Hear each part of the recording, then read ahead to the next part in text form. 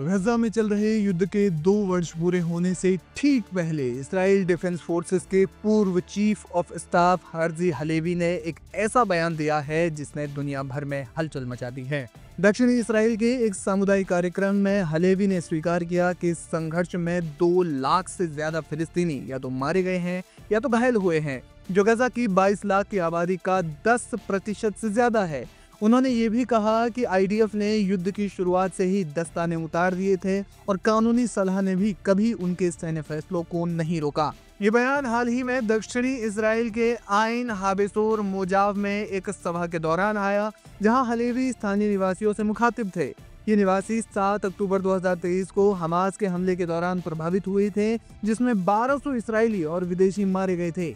Halevi, जो जनवरी 2023 से मार्च 2025 तक आईडीएफ के प्रमुख रहे हैं, उन्होंने कहा कि ये कोई नरम जंग नहीं थी, हमने पहले ही मिनट से दस्ताने उतार दिए थे। ये बयान अंतर्राष्ट्रीय मीडिया में खूब सुर्खियां बटोर रहा है। हलेवी का दावा गजा स्वास्थ्य मंत्रालय के आंकड़ों से काफी हद तक मेल खाता है। गजा स्वास्थ्य मंत्रालय के अनुसार 3 सितंबर 2025 तक 64,718 फिलिस्तीनी मारे गए और 1,63,860 लोग घायल हुए, यानी कुल मिलाकर 2,28,577 नागरिक इसमें हताहत हुए हैं। हालांकि लेजेंड जर्नल और संयुक्त राष्ट्र के विशेषज्ञों का अनुमान है कि वास्तविक संख्या इससे कहीं ज्यादा हो सकती है, क्योंकि मलबे के नीचे दबे हजारों शव और भुखमरी या बीमारियों से हुई मौतें इसमें शामिल नहीं है। अनुमान के मुताबिक कुल मौतें 80,000 से 1 लाख तक हो सकती हैं। हलेवी ने स्पष्ट किया कि गजा की 22 लाख की आबादी में से 10% से ज्यादा लोग इस युद्ध की चपेट में आए हैं। ये पहली बार है जब किसी वरिष्ठ इस्राएली अधिकारी ने जीएचएम के आंकड़ों को अप्रत्यक्ष रूप से स्वीकार किया हो। इससे पहले इसराइल ने दावा किया कि 17,000 से 20,000 हमास लड़ाके मारे गए, लेकिन कुछ रिपोर्ट्स बताती हैं कि 83% मौतें जो है वो नागरिकों की थी। इसराइल के पूर्व सैन्य अधिकारी हर्जी हलेवी ने यह भी खुलासा किया कि आईडीएफ ने कानूनी सलाह को लगातार नजरअंदाज किया। उन्होंने कहा, कभी किसी ने मुझे नहीं रोका और न ही सैन्य एडवोकेट जनरल ने। उन्होंने जोड़ा कि कानूनी सलाहकारों की भूमिका मुख्य रूप से अंतर्राष्ट्रीय मंचों पर इसराइल के कार्यों का बचाव करना थी। ये बयान उनके आरोपों को बल देती हैं, जिनमें इसराइल पर युद्ध नियमों का उल्लंघन करने का दावा किया गया है। हाल ही में 12 सितंबर को गजा सिटी में हुए हमलों में 40 से ज्यादा फिलिस्तीनी मारे गए, जो दक्षिण की ओर विस्थापित नहीं हो सके थे।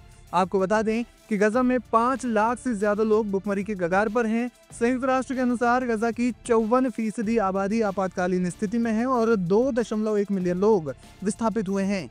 हाल के हमलों में 217 पत्रकार, 120 शिक्षाविद और 224 मानवीय कार्यकर्ता मारे गए हैं। एक्सपर्ट्स मानते हैं कि हलेवी का बयान इसराइल के आधिकारिक नैरेटिव को चुनौती देता है, जो हमेशा हमास को मुख्य दोषी ठहराता रहा है। ये युद्ध की गंभीरता और मानवीय संकट को रेखांकित करता है। जानकार मानते हैं कि ये बयान अंतर्राष्ट्रीय दबाव को बढ़ा सकता है, खासकर जब अमेरिकी खुफिया सूत्रों के अनुसार हमास ने 15,000 नए लड़ाके भर्ती किए। आईडीएफ ने इस बयान पर कोई टिप्पणी करने से इनकार किया है।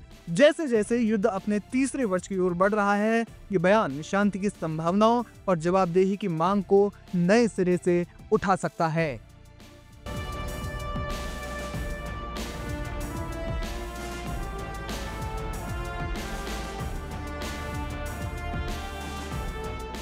संयुक्त राष्ट्र महासभा में शुक्रवार को फिलिस्तीन के पक्ष में आए प्रस्ताव पर भारत ने समर्थन में वोट किया। ये प्रस्ताव फ्रांस द्वारा लाया गया था। ये प्रस्ताव फिलिस्तीन के मुद्दे को शांतिपूर्ण और द्विराष्ट्र समाधान की न्यूयॉर्क की घोषणा का समर्थन करता है। यूएनजीए में इस प्रस्ताव को 142 के भारी बहुमत के साथ पास कर दिया गया। इसके विपक्ष में 10 देशों ने मतदान किया, जबकि 12 देशों ने मतदान की इस प्रक्रिया में भाग नहीं लिया। विरोध में मतदान करने वाले देशों में अर्जेंटीना, हंगरी, इजराइल और अमेरिका शामिल थे। भारत उन 142 देशों में शामिल था जिन्होंने फिलिस्तीन समस्या और द्विराष्ट्र समाधान को लागू करने की न्यूयॉर्क की घोषणा का समर्थन करने वाले प्रस्ताव के पक्ष में मतदान किया। इस घोषणा के मुताबिक गाजा में युद्ध को जल्द से जल्द खत्म करने और द्विराष्ट्र सिद्धांत के प्रभावी क्रियान्वयन के आधार पर इजराइल और फिलिस्तीन को स्वतंत्र राज्य के रूप में दर्जा देना, इसके अलावा न्यायसंगत, शांतिपूर्ण और स्थायी समाधान के साथ क्षेत्र के इजरायली और फिलिस्तीनी लोगों के लिए एक बेहतर भविष्य के निर्माण के लिए सामूहिक कार्रवाई पर सहमति व्यक्त की गई है। हालांकि इसमें हमास की किसी भी तरह की भूमिका से इनकार किया गया था, जो कि अभी भी गाजा पट्टी वाले क्षेत्र का शासन संभालते हैं। इतना ही नहीं, इस घोषणा पत्र में इजरायली सरकार से एक आह्वान किया गया है। इसके जरिए कहा गया है कि इजराइल जल्द से जल्द एक आधिकारिक फिलिस्तीनी राज्य की स्थापना और द्विराष्ट्र सिद्धांत के प्रति अपनी प्रतिबद्धता जारी करे। संयुक्त राष्ट्र महासभा में इस वोटिंग पर इजराइल ने अपनी तीखी प्रतिक्रिया जारी की है। इजराइल की तरफ से इसे शर्मनाक बताते हुए कहा गया कि ऐसे प्रस्तावों से हमास जैसे आतंकवादी गुटों को क्षेत्र में युद्ध जारी रखने का प्रोत्साहन मिलता है। संयुक्त राष्ट्र में लाए गए इस घोषणा पत्र का मुख्य उद्देश्य मिडिल ईस्ट में शांति लाना है, जो कि 7 अक्टूबर 2023 के बाद से लगातार युद्ध से जूझ रहा है। इस घोषणा पत्र में इजराइल और फिलिस्तीन का समर्थन किया गया, लेकिन ये स्पष्ट रूप से हमास की निंदा भी करता है, उसे हथियार छोड़ने की मांग भी करता है। आपको बता दें, ये मतदान ऐसे समय में हुआ है जब 22 सितंबर से न्यूयॉर्क में संयुक्त राष्ट्र शिखर सम्मेलन का आयोजन किया गया। इसकी अध्यक्षता सऊदी अरब और फ्रांस करेंगे। फ्रांस पहले ही फिलिस्तीनी राज्य को औपचारिक मान्यता देने का वादा कर चुका है।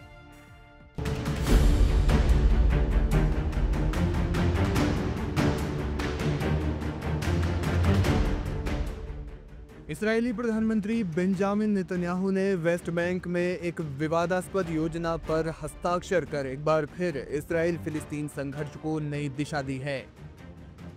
इस दस्तखत ने न सिर्फ सीज फायर के सवाल पर ग्रहण लगा दिया है, बल्कि गजा और फिलिस्तीन के अस्तित्व पर भी एक गंभीर सवालिया निशान लगा दिया है। दरअसल इस्राएल के प्रधानमंत्री बेंजामिन नेतन्याहू ने वेस्ट बैंक में एक इस्राएली बस्ती बसाने के प्रस्ताव को मंजूरी दी है और कहा जा रहा है कि जल्द ही इस पर काम भी शुरू हो जाएगा। इस योजना के तहत वेस्ट बैंक का भौगोलिक विभाजन हो सकता है, जिससे फिलिस्तीनी राज्य की संभावनाएं और ज्यादा कमजोर हो जाएंगी। नेतन्याहू ने माले अदुमिम बस्ती में आयोजित एक समारोह में कहा, हमने वादा किया था कि कोई फिलिस्तीनी राष्ट्र नहीं बनेगा और ऐसा होगा ही नहीं। ये भूमि इसराइलियों की है।